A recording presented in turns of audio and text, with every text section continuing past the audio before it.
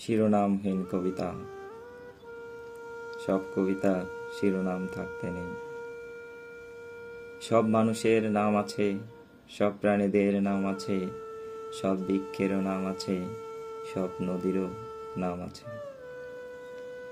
এ নামগুলো আমরাই দিয়েছি, তবে সব সময় সব কবিতার শিরোনাম থাকতে নেই। আমি আমার নাম রাখিনি, আপনিও আপনার নাম রাখেননি। নাম যাই হোক না কেন, আমাদের কাজগুলো হওয়া উচিত মানুষের পক্ষে, প্রাণীর পক্ষে, নদীর পক্ষে, ঝর্ণার পক্ষে। আমরা কখনো কখনো নিজেদের পক্ষেই থাকি না। মানুষের চেয়ে হিংস্র কোনো প্রাণী এই পৃথিবীতে আছে তা আমি বিশ্বাস করি না।